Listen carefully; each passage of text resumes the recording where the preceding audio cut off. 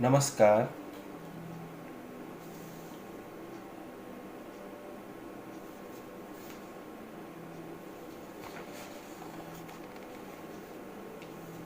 इयत्ता 9वी विषय इतिहास व राज्यशास्त्र प्रकरण पहिले इतिहासाची साधने.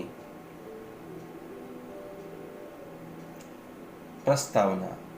आतापर्यंत आपण प्राचीन, मध्ययुगीन आणि आधुनिक भारताचा इतिहास अभ्यासला. यावर्षी आपण स्वातंत्र्योत्तर भारताचा इतिहास अभ्यासणार आहोत.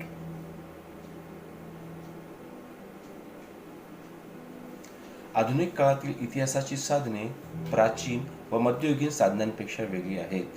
लिखित साधने, भौतिक साधने, मौखिक साधने, दृकश्राव्य माध्यमातील साधने यांचा आधारे इतिहास अभ्यासता येतो. आधुनिक काळात आपणास प्रादेशिक, राज्यस्तरीय, राष्ट्रीय आणि आंतरराष्ट्रीय पातळीवरील साधनांची दखल घ्यावी लागते.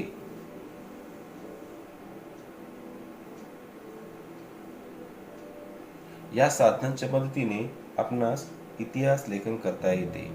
लिखित साधने: कोश वाङ्मय, टपाल तिकीट, सरकारी गॅझेट, अभिलेखागारातील कागदपत्रे, पत्रव्यवहार, ग्रंथ, रोजनिशी, नियतकालिके, वृत्तपत्रे या साधनांच्या लिखित साधनांमध्ये समावेश होतो.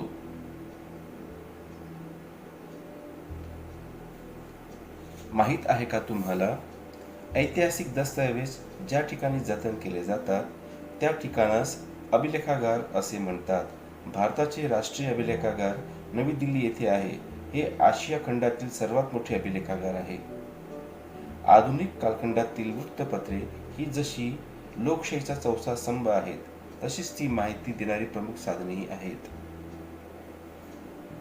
कायदे मंडळ, कार्यकारी मंडळ, न्याय मंडळ आणि वृत्तपत्रे ही भारतीय लोकशाहीतील 4 प्रमुख स्तंभ आहेत.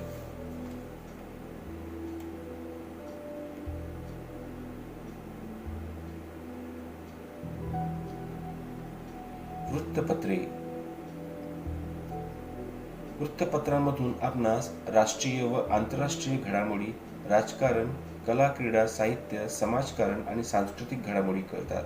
मानवी जीवनाशी संबंधित असणाऱ्या गोष्टी वृत्तपत्रात येतात. राष्ट्रीय पातळीवर काम करणाऱ्या वृत्तपत्रांनी आपल्या प्रादेशिक आवृत्त्या सुरू केल्या आहेत. त्यांच्या विविध विषयांची माहिती देणाऱ्या पुरवणी असतात. छापील माध्यमात चळवळीची मुखपत्रे, राजकीय पक्षांची दैनिके वा साप्ताहिके, मासिके, वार्षिके महत्त्वाची असतात.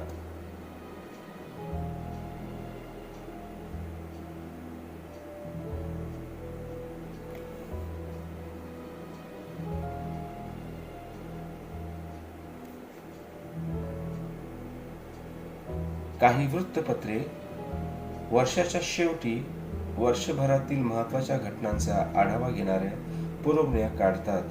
त्यातून आपणास वर्षभरातील प्रमुख घटना समजण्यास मदत होते. प्रेस ट्रस्ट ऑफ इंडिया अर्थात PTI 1953 नंतर भारतातील बहुसंख्य वृत्तपत्रांसाठी सर्व महत्त्वाच्या घटनांचे प्राथमिक तपशील, महत्त्वाच्या विषयांवरील लेख यासाठी प्रेस ट्रस्ट ऑफ इंडिया हा महत्त्वाचा स्रोत आहे. प्रेस ट्रस्ट ऑफ इंडियाने वृत्तलेख, छायाचित्रे, आर्थिक, वैज्ञानिक विषयावरील लेख वृत्तपत्रांना पुरवले आहेत. आता प्रेस ट्रस्ट ऑफ इंडिया अर्थात PTIने ऑनलाईन सेवा सुरू केली आहे. 1990च्या दशकात PTIने टेलिप्रिंटर्सच्या ऐवजी उपग्रह प्रसारण तंत्राद्वारे देशभर बातम्या पाठवायला सुरुवात केली. आधुनिक भारताच्या इतिहास लेखनासाठी हा मजकूर महत्त्वाचा आहे. माहित आहे का तुम्हाला, छापील माध्यमात भारत सरकारच्या प्रकाशन विभागातर्फे काढण्यात येणाऱ्या वार्षिकांमधील माहिती विश्वसनीय असते. उदाहरणार्थ, माहिती व प्रसारण खात्याने इंडिया 2000 हा वार्षिक संदर्भ ग्रंथ प्रसिद्ध केला आहे. सदर ग्रंथ संशोधन, संदर्भ व प्रशिक्षण विभागांतर्गत तयार केला आहे. या ग्रंथात भूमी, लोक, राष्ट्रीय प्रतीके,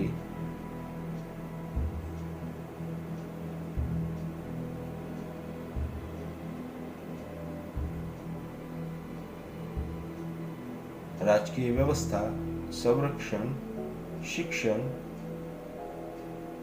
सांस्कृतिक घटना, विज्ञान व तंत्रज्ञानातील घडामोडी, पर्यावरण, आरोग्य व कुटुंब कल्याण, समाज कल्याण, प्रसार माध्यमे, मूलभूत आर्थिक माहिती, अर्थपुरवठा, नियोजन, कृषी, जलसंधारण, ग्रामीण विकास, अन्न व नागरी पुरवठा, ऊर्जा, उद्योग, व्यापार, वाहतूक, संदेशवहन, श्रम, गृहयोजना, न्याय व विधी, युवा व क्रीडा विभाग इत्यादी क्षेत्रांमधील घटनांचा आढावा, सर्वसाधारण उपयुक्त माहिती यांचा समावेश आहे. अशा माहितीच्या आधारे आपणास इतिहास लिहिणे शक्य होते. वेबसाईट आहे www.publicationdivision.nic.in.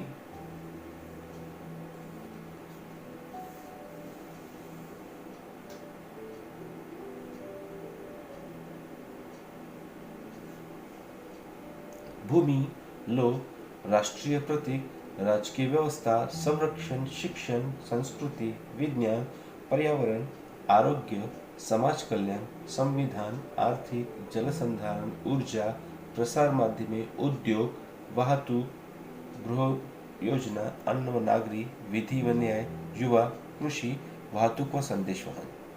टपाल तिकिटे. टपाल तिकिटे स्वतः काही बोलत नाही, तरी इतिहासकार त्यांना बोलके करतो.